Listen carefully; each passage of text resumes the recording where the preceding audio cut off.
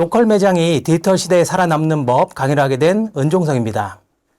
온라인에 한없이 시장을 뺏길 것만 같았던 오프라인이 전열을 정비를 하고요. 다시 온라인에 효과적으로 대응을 하고 있는데요. 오늘은 오프라인에서 온라인으로 성공적으로 확장한 사례를 살펴보고 오프라인이 단순하게 온라인에 진입한 것이 아니라요. 오프라인의 매력을 활용해서 온라인에서 큰 사랑을 받고 있는데요. 오프라인에 어떠한 가치를 제공하고 있는지 그리고 고객의 많은 행동이 온라인과 디지털로 전환된다는 것은 고객의 데이터를 얻을 수 있다는 의미이기도 한데요. 그래서 과거에 단순하게 일회성 판매가 아니라 장기간 관계 형태로 비즈니스는 바뀔 수밖에 없습니다. 마지막으로 매출액을 바라보는 관점의 변화를 통해서 우리 오프라인 매장이 어떻게 디지털 시대에 대응을 해야 되는지에 대해서 살펴보도록 하겠습니다. 저는 주식회사 BG코리아 대표이사로 있고요. 마케팅의 정석과 커머스의 미래 로컬, 취향과 경험을 판매합니다 등의 도서를 쓴 저자이기도 하고요. 실제 소상공인 분들과 오랜 시간 함께 마케팅과 비즈니스 모델을 고민을 해오고 있습니다. 이번 시간의 학습 목표는 디지털 시대의 로컬 매장이 어떤 방향으로 나아가야 할지에 대해서 온라인에 성공적으로 전환한 사례를 통해서 새로운 방향을 모색을 해보고자 합니다.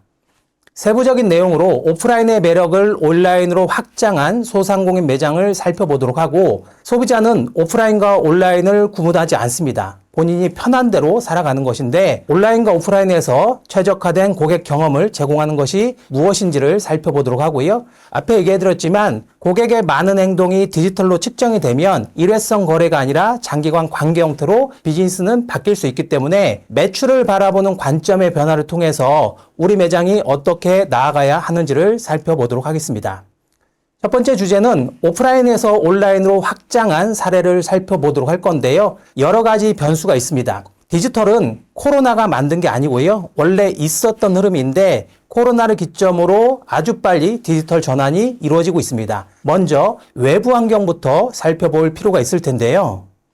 지금 화면의 왼편에 보이는 것이 지금부터 120여 년 전에 뉴욕 5번가 길거리를 찍었던 사진인데요. 사진을 보시면 길거리에 마차가 가득한 가운데 자동차가 한 대밖에 없습니다.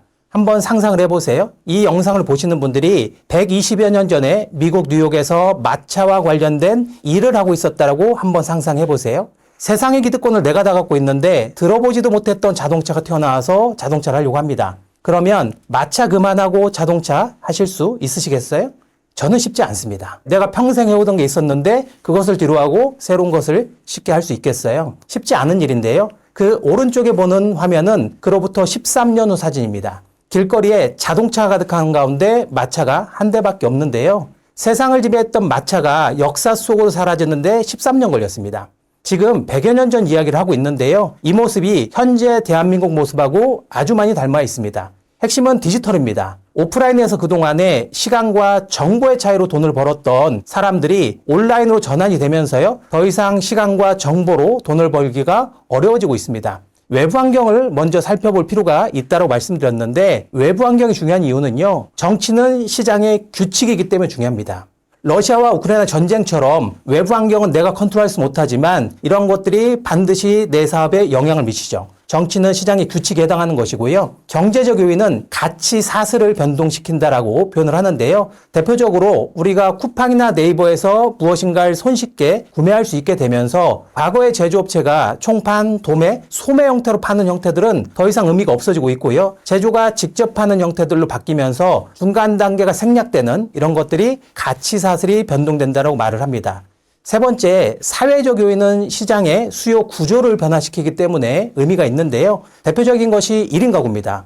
1인 가구 하면 어떤 느낌이 드세요? 일시적인 가구 형태라고 생각하시나요? 아니면 하나의 완결된 가족의 형태라고 생각하시나요? 완결된 하나의 가족 형태로 이해하셔야 기회가 있습니다. 1인 가구는 이제 더 이상 일시적으로 머무는 가구 형태가 아닙니다. 통계상으로도 40% 이상이 1인 가구로 나오고 있는데요. 1인 가구가 모든 산업을 바꾸고 있습니다. 대표적인 것이 1차 산업을 바꾸고 있습니다. 농산물이 작아지기 시작하고 있습니다. 1인 가구는 수박을 먹을 수가 없습니다. 먹고 싶어도 집이 적기 때문에 그 무거운 수박을 사다가 혼자 큰 수박을 먹을 수가 없는 거죠. 그래서 농촌을 가면 1차 생산, 과일이 작아지기 시작하고 있는 겁니다. 1인 가구가 2차 유통도 바꾸고 있습니다. 많이 팔면 무조건 안 팔려요. 소포장. 요즘에 시장 같은 데 가보시면 예전에 반찬이 3개 3,000원, 3,000원, 3,000원, 4개 10,000원 이렇게 팔았었는데요. 일부 시장에서 가보면 그냥 반찬 그릇에 6등분을 내놓고 그냥 500원씩 담아서 3,000원에 파는 반찬 가게도 나오고 있는데요. 1인 가구가 2차 유통을 바꾸고 있는 거고요. 1인 가구가 3차 서비스도 바꾸고 있습니다. 혼자 산다는 얘기는 누군가의 눈치를 보지 않아도 된다는 이야기이기도 하죠. 과거에 가족이 모여서 살 때는 내가 매운 것을 먹고 싶어도 가족 구성원 중에 누군가 매운 것을 먹지 못하면 사실 먹기가 쉽지 않았는데 나 혼자 살면 내가 먹고 싶으면 먹는 거죠. 그래서 1인 가구는 우리보다는 나에게 집중하는 현상이 훨씬 더 강합니다. 그래서 이 사회적 요인 중에 저는 인구 구조 변화를 가장 중요하게 보고요. 이 사회적 요인은 수요 구조를 변화시키기 때문에 외부 환경을 면밀하게 보실 필요가 있습니다. 마지막으로 기술적 요인은 경쟁 환경을 변화시킵니다. 최근에 디지털 전환이 대표적이라고 할 수 있을 텐데요. 디지털 전환은 코로나가 만든 것이 아닙니다. 원래 있었던 흐름인데 코로나가 안 되던 것을 전부 다 정리시켜줬죠. 예를 들어서 5년 전에 매장에다 키오스크를 설치하면 소비자들에게 불편하다는 이야기를 들었습니다. 그런데 요즘 오프라인 매장을 보세요. 매장에 키오스크를 설치해도 누구도 뭐라고 하지 않고요. 테이블 오더라고 해서 매장에서 주문하는 것들도 이제는 능동적으로 소비자들이 씁니다. 디지털 전환에 대한 흐름은 원래 있었던 흐름인데 천천히 진행이 되다가 코로나를 기점으로 한순간에 디지털로 넘어가게 된 것을 볼 수가 있습니다. 이와 같이 기술적 요인은 경쟁의 단계를 변화시키게 됩니다. 그러면 오프라인 매장이 온라인으로 효과적으로 전환한 사례를 살펴보도록 하겠습니다.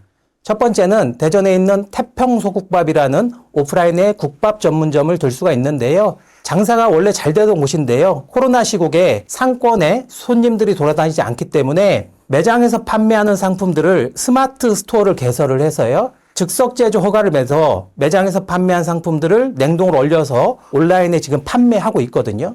검색을 해보면 쉽게 내용을 확인하실 수 있는데요. 온라인에서 판매하는 상품의 판매액이 웬만한 오프라인 매장보다 매출액이 훨씬 더 잘 나오고 있었습니다. 과거에 이런 코로나라는 이슈가 없었다면 이런 매장들은 오프라인 매장이 잘 되면 프랜차이즈 방식으로 보통 외형을 확장시켰습니다. 오프라인에서 매장을 확장시키는 방법은 프랜차이즈 방식이 가장 좋은 방법이었기 때문에 그러한 선택을 했었을 텐데 요즘에 오프라인에서 잘 되는 데를 가만히 살펴보면 과거처럼 고정비를 넓히는 이런 프랜차이즈 방식이 아니라 온라인을 통해서 고정비를 훨씬 더 절감하면서 매출액을 극대화하는 사례들을 볼 수가 있습니다. 두 번째 사례로 역시 대전에 있는 왔다 떡방이라는 곳을 들 수가 있는데요. 대전의 한민시장 내에 있는 떡집입니다. 우리가 시장에 보면 흔히 떡집이라고 생각하셔도 되는데요. 여전히 전통시장을 가보면 오프라인에 머물러 있는 경우가 정말 많이 있는데요. 왔다 떡방은 네이버 스마트 스토어에 지도 정보를 꼼꼼하게 등록을 해서요. 우리 떡집을 몰랐던 사람들도 한민시장 떡집이라고 검색하면 검색되는 형태들로 신규 고객을 유입시키고 있고 더 나아가서 스마트 스토어를 개설을 해서 제조한 떡을 온라인에 판매까지 하고 있었습니다. 과거에 오프라인을 온라인으로 확장하게 되면 상권이 넓어지는 효과가 있기 때문에 어떤 외부적인 변수가 있어도 매출액을 안정적으로 방어를 하실 수가 있습니다.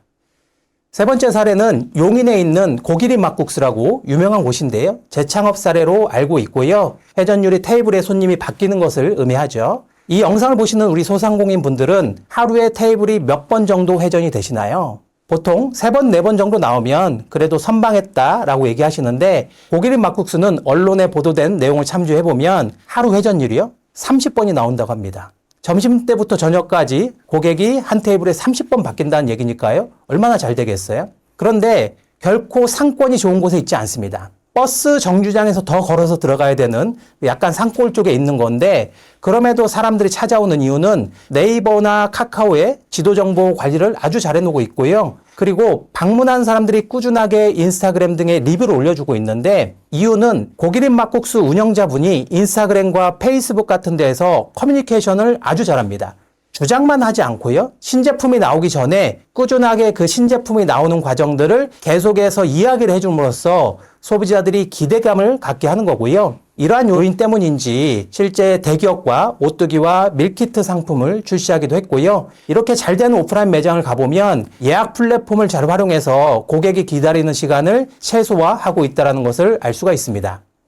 네 번째 사례는 제주도에 있는 코코아라는 매장인데요. 주인장 두 부부의 스토리가 상당히 인상적입니다. 아이가 5인 가구인데요. 상당히 양육을 건강한 방식으로 하고 있기도 하고, 실제 제주도에서 카카오가 나오진 않지만 과테말라 등에서 생산된 그 원두를 갖다가 제주도 세와리에서 초콜릿 전문점을 하고 있고요. 세와리라고 제주도에서는 관광지가 아닌 비교적 원주민이 많이 사는 지역이었었는데, 이 카카오 패밀리가 잘 되다 보니까 현재 세와리에는 청년 창업자들이 몰려들기 시작해서 아시아 음식거리가 생기기도 시작했고요. 이 코코아라는 하나의 매장이 제주도 관광지를 만들어낸 케이스로 활용이 되고 있는데요. 코코아 카카오 패밀리가 주도하는 이 상권은요, 2024년도에 중소벤처기업부에서 로컬 브랜드 상권 창출팀으로도 선정이 돼서 2년에 걸쳐서 10억 정도 지원을 받는 곳으로 성장하기도 했습니다.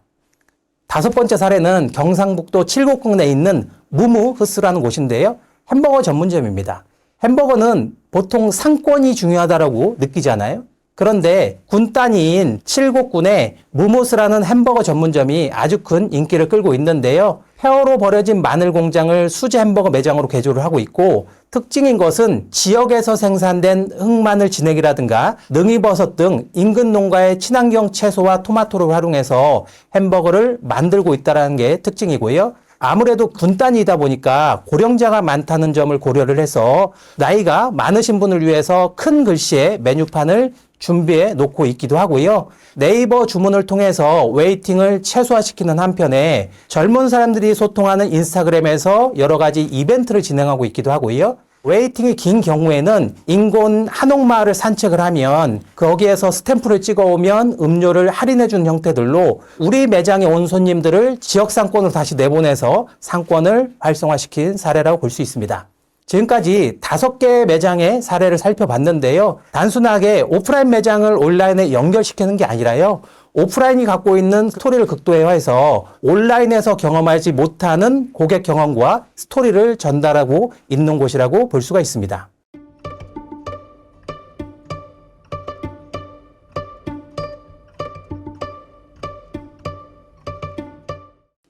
그러면 오프라인 매장이 온라인으로 전환할 때 어떠한 것들을 고려를 해야 하는지에 대해서 살펴보도록 하겠습니다. 무엇인가를 직접 만드시는 분들은 만드는 과정을 보여주는 것이 중요하다고 생각하는데요. 예를 들어서 스타벅스 리저브 매장을 가보시면 커피가 싼 거는 8,000원, 비싼 거는 한 12,000원 정도 하는데요. 커피 한 잔에 12,000원 정도를 지불하는 것을 이해를 하시나요?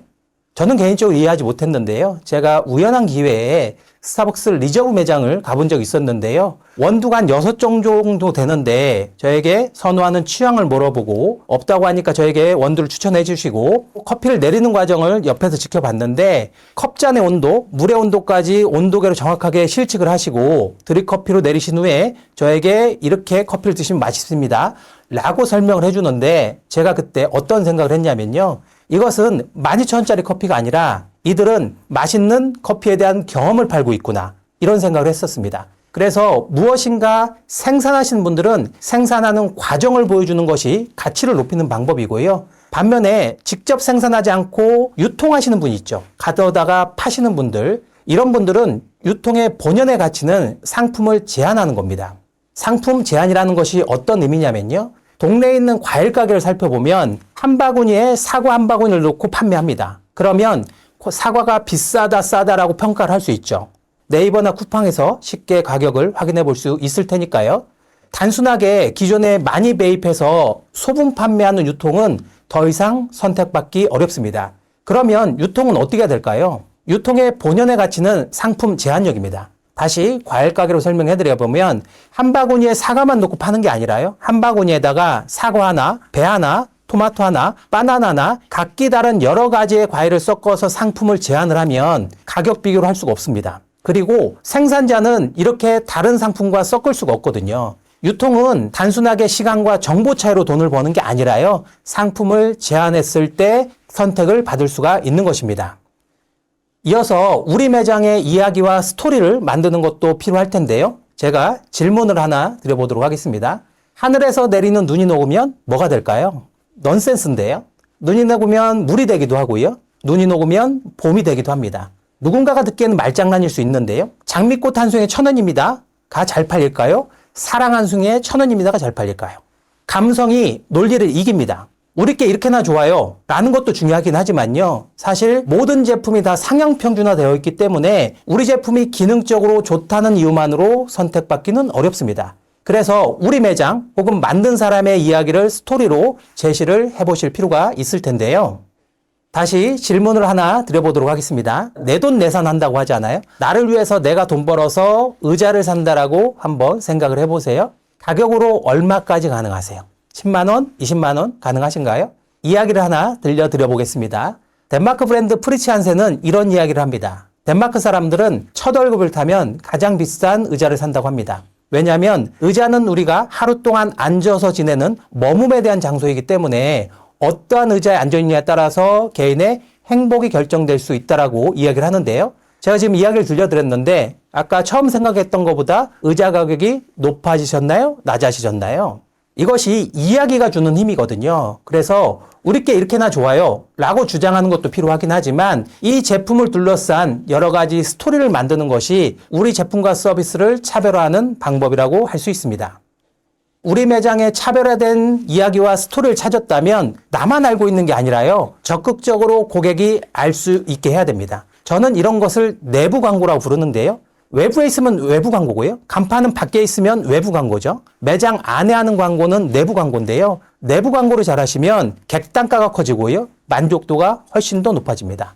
화면에 보이는 것은 김밥가게 바르다 김 선생의 내부 광고를 화면에 보고 있는데요. 김밥가게라고 생각하시지만 바르다 김 선생 가보면 식재료에 대한 얘기를 아주 잘해주고 있습니다. 색소가 들어간 단무지를 쓰고 있지 않고 다른 참기름을 쓰고 있고 무항생제 계란을 쓰고 있고 간척지 쌀로 청정지역의 김으로 김밥을 만들고 있다라고 내부 광고를 잘하고 있는데요. 매장에 가서 사장님 저 김밥 한 줄 싸주세요 하고 벽을 쫙 바라보면 이 집 김밥은 건강하다고 느낍니다. 우리 매장의 이야기를 고객이 알 수 있도록 내부 광고를 통해서 시각화해서 보여주는 것만으로도 가치는 상승될 수 있습니다. 이렇게 이야기와 스토리가 중요해지는 이유는요. 상대적인 풍요로움 속에서 경험한 이 밀레니얼 세대가 소비의 주축으로 떠오르면서 기능적인 품질 외에 나의 취향, 경험, 라이프 스타일 관점에서 소비하는 것들이 훨씬 더 많아지기 때문에 그렇다고 볼 수 있습니다. 과거에는 기능적인 걸 소비했지만 요즘에는 나와 일치한 취향과 경험, 라이프 스타일을 소비하고 있기 때문에 앞으로 오프라인 매장들도 이야기와 스토리를 적극적으로 발굴을 하고 왼손이 한 일을 오른손이 반드시 알 수 있도록 우리가 하는 것을 고객에게 적극적으로 알릴 수 있어야 합니다.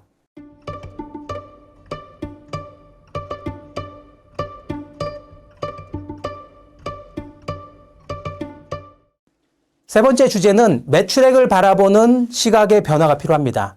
과연 오프라인 영업이 안 되는 게 상권의 문제 때문일까요? 또는 온라인이 오프라인 매출액을 잠식했기 때문일까요? 제가 드리고 싶은 말씀은 신규 고객 못지않게 단골을 지키는 게 훨씬 더 중요하다는 겁니다. 지금 화면을 보시면 메뉴에 있는 건데요. 매출액은 구매 고객 수 곱하기 객단가입니다. 둘 중에 하나 하면 무조건 매출액은 늘어나는데요. 고객은 동일하게 놓고요. 한 사람이 구매하는 총량을 키워버리면 고정비가 세이브가 되거든요. 어떤 의미냐면 장사가 잘 되는 식당을 한번 생각해 보세요. 성인 4명이 단골이라 부르는 분들이 들어와서 안주를 시켜놓고 소주를 한잔 한다라고 생각을 해보면 안주가 떨어지면 두 번째까지 시키는데 세 번째는 망설이세요. 배도 부르고 금액적인 부담도 있기 때문에 망설이는데 눈치 빠른 사장님은 2만 원짜리 안주를 서비스로 줘버립니다. 고객은 2만 원 서비스 받은 건데 그 사장님은 얼마를 썼을까요? 8,000원 정도 원가를 쓴 겁니다. 가만히 따져보면요. 매출액 많다고 해서 아르바이트생 인건비가 2배 나가는 게 아니고요. 매출액이 많다고 해서 월세가 2배 나가는 게 아닙니다. 많은 활동 고정비가 깔려있기 때문에 한 사람의 구매하는 총량을 키우면 고정비가 세이브돼서 수익은 증가하게 됩니다. 그래서 고객은 동일한데 고객들이 더 많이 구매할 수 있도록 업세일링이라든가 크로스셀링, 교차 판매라고 생각하시면 되는데 중국집 같은 경우에 보면 세트 메뉴를 만들어내잖아요. 혼자 왔을 때 10,000원은 먹을 건데 1인 세트로 해서 15,000원짜리를 만들어내면 고객은 동일하지만 매출액은 50% 키울 수 있는데 원가가 동일한 방식으로 증가하지는 않습니다. 그렇기 때문에 객단가를 키우는 게 중요하고요. 그리고 구매 고객을 다시 한번 쪼개보실 필요가 있는데요. 고객은 새로운 고객과 기존 고객으로 나눠질 수 있는데요. 있는 고객을 지키는 게 훨씬 더 쉽습니다. 많은 분들이 있는 고객을 신경 쓰지 않습니다. 예를 들어서 저희 사무실 밑에 제가 가끔 가는 단골이라고 생각하는 식당이 있는데요. 어느 날 거기 가서 저녁을 먹다가 밥이 맛있어서 사장님 저 공깃밥 하나 더 주세요 해서 공깃밥을 주셨는데 저는 안다라고 생각해서 그 식당을 가고 있었는데 나갈 때 계산서를 봤더니 공깃밥을 계산을 하신 거예요. 물론 뭐 당연한 거긴 하지만 단골이라고 생각하는 사람들은 어떻게 생각하냐면 약간 기분이 좀 불편할 수 있죠. 나는 그래도 생각해서 여기 온 건데 나를 새로운 고객이랑 똑같이 대하면 단골들은 기분이 좀 언짢을 수 있습니다. 우리가 새로운 고객을 데리고 오는 만큼 중요한 것이 있는 고객을 잘 지키는 겁니다. 안 오는 고객을 어쩔 수는 없지만 상권 때문에 고객이 감소하는 건 어쩔 수 없지만 매장에 온 고객을 만족시키는 것은 내가 할 수 있는 거거든요. 매장을 청결하게 유지할 수 있는 건 내가 할 수 있는 겁니다. 그래서 단순하게 영업이 안 되는 이유를 신규 고객에게만 두지 마시고 기존 고객을 더 만족시키는 데 좀 중점을 두시고 객단가를 키우는 형태들로 매출액을 바라보는 관점의 변화가 필요하다라고 할 수 있습니다. 오프라인 매장 일반적으로 모르는 고객을 인지시키기 위해서 간판을 걸기도 하고 그리고 간판이 있다고 해서 오는 게 아니기 때문에 현수막을 거치해서 이벤트를 하기도 하고 그렇게 온 사람들을 내부 광고를 통해서 객단가를 높이기도 하고 여러 가지 형태를 하고 있는데요. 단계를 쪼개서 우리가 지금 하고자 하는 게 신규 고객을 유입시키려고 하는 건지 오는 사람의 객단가를 키우려고 하는 건지 왔던 사람의 재구매를 촉진시키려고 하는지에 따라서 마케팅 행동을 쪼개보실 필요가 있습니다. 마케팅의 행동을 쪼개셔야 내가 무엇을 하는지를 정확하게 알 수 있고 그것을 통해서 마케팅을 할 수가 있는 것입니다. 그리고 고객을 일회성 고객이 아니라 장기간 관계 형태로 바꾸실 필요가 있는데요. 처음 온 고객들은 신규 고객은 우리가 광고를 했든 비용을 지불했을 가능성이 상당히 높은 반면에 다시 오는 고객들은 보통 객단가도 크고 친구들이나 가족들을 데리고 올 가능성도 상당히 크기 때문에 있는 고객을 잘 지키셔야 된다라고 말씀드렸는데 이에 대한 방법 중에 하나가 고객의 구매 여정을 관리를 하는 겁니다. 우리 매장을 문 열고 들어가서 들리는 소리에서부터 인사말 그리고 응대하는 이 모든 것들을 시간순으로 들어와서 나가는 순간까지 쭉 펼쳐놓을 수 있습니다. 이것을 고객의 구매 여정이라고 하는데요. 구매 여정에서 만나는 접점에서 우리가 좀 서비스가 약한 지점을 찾아서 더 개선을 하시고 잘하는 건 더 잘하시면 되는 거니까요. 그래서 그냥 광고를 한다, 현수막을 한다 이런 차원을 넘어서 고객 관점에서 전체 구매 여정을 관리하셔야 이렇게 한 번 왔던 고객들이 단골로 전환되고 객단가 커지면서 더 높은 수익을 얻을 수 있다라고 말씀드릴 수 있습니다.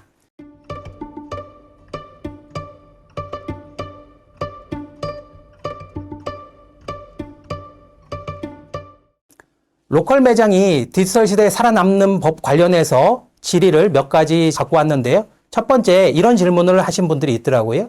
오프라인 로컬 매장이 온라인으로 확장하기 위해서 차별화 요소가 필요한데 그 차별화 요소는 어떤 것들이 있나요? 라는 질문을 하셔서 몇 가지 생각해 봤는데요. 오프라인 매장이 고객에게 선택을 받으려면 뻔한 거 말고요. 가격이 아주 저렴하든가 상권이나 입지에 좋은 곳에 있든가 혹은 미용실 같은 곳들은 대체 불가능한 사람이 있기 때문에 가능한 거거든요. 내가 대체 불가능한 사람이 되거나 아니면 규모 면에서 압도하는 커피숍 같은 곳들 있잖아요. 그렇게 인테리어를 압도하거나 혹은 품질이 좋거나 인스타그램에 사진을 남기기 쉬운 그런 비주얼적인 요소를 갖고 있거나 또는 24시간 운영하면 문 연 데가 거기밖에 없어 또 올 수도 있기 때문에 이렇게 독특한 차별화 요소가 필요한데요. 본질적으로 차별화는 내가 무엇인가 만드는 건 어렵지만 경쟁자에 의해서 똑같아집니다. 이것을 동질화된다고 하고요. 그리고 처음에는 핫했지 두 번, 세 번 가면 좀 식상해지잖아요. 이런 것들이 이제 진부화된다고 하기 때문에 차별화로 계속해서 성공은 어렵습니다. 본질로 가보면 원가는 계속 올려야 되는 거고요. 판매가를 낮추면서 본질적인 경쟁력을 확보하는 것이 훨씬 더 본질적인 활동이라고 할 수 있습니다. 두 번째 질문은 오프라인이 온라인으로 확장할 때 가장 중요하게 신경 써야 될 채널은 무엇인가요? 이런 질문을 주셨는데요. 결국 지도 정보고요. 무엇인가 오프라인 정보를 찾을 때는 스마트폰으로 검색을 할 거고 우리 생활 밀착형 업종 쪽에서는 네이버 사용자가 많이 있기 때문에 네이버 안에서도 스마트폰에서 강남 맛집이라고 검색을 하면 내가 있는 위치를 찍기 때문에 가장 신경을 써야 될 것은 지도 정보입니다. 지도 정보에 등록하실 때 네이버 스마트 플레이스에서 많이들 등록하는데요. 소비자들이 검색했을 때 우리 매장을 매칭시켜주는 그 키워드를 넣으셔야 되는데 상세 설명에 2000자를 넣을 수 있기 때문에 다양한 키워드를 좀 배치하실 필요가 있고요. 찾아오시는 길에도 400자를 넣을 수 있기 때문에 행정동, 관공서, 사거리 이름, 관광지 같은 것들을 좀 포함을 해서 여러 가지 키워드로 유입하는 것들이 필요하고 메뉴도 200개 등록이 가능하기 때문에 내 중심 말고요. 고객에 중심하는 키워드 중심으로 등록을 하시면 우리 매장이 찾아질 가능성이 훨씬 더 높다라고 할 수 있습니다. 세 번째 질문은 고객의 구매 여정에서 경험을 제공하는 것이 제가 중요하다라고 설명을 했는데요. 실행 방법을 구체적으로 알고 싶다라는 질문이 있으셨습니다. 고객의 구매 여정을 최적화를 하려면요. 고객을 추상적으로 바라보시면 안 됩니다. 고객을 20, 30대로 여성으로 정의를 하면 잘못된 건 아니지만 20살과 39, 20, 30대인데 20살과 39을 같다라고 볼 수 있냐. 20살과 39은 다릅니다. 그러면 고객은 어떻게 정의하냐. 20, 30대 여성이라고 정의하지 마시고요.